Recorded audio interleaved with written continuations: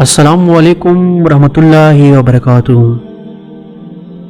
ارحم T V کی طرف سے حضور پاک صلی اللہ علیہ وسلم کی ایک پیاری سی حدیث آپ لوگوں کے سامنے حاضر لے کر آیا ہوں۔ حضرت سیدنا انس رضی اللہ عنہ فرماتے ہیں کہ حضور صلی اللہ علیہ وسلم کی بارگاہ میں عرض کیا گیا، کون سا صدقہ افضل ہے؟ تو فرمایا، رمضان میں صدقہ کرنا۔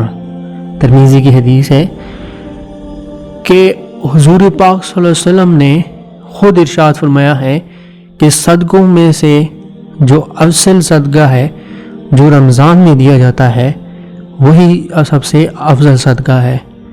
باقی دنوں میں بھی آپ جب صدقہ کرتے ہیں تو اس کے بھی آپ کو ثواب ملتا ہے، لیکن جب رمضان میں یہ صدقہ ہوتا ہے تو اس کا صدقہ سب سے زیادہ ثواب کا افضل کے لیے ہوتا ہے، اس کا افضل ہوتا ہے صدقہ۔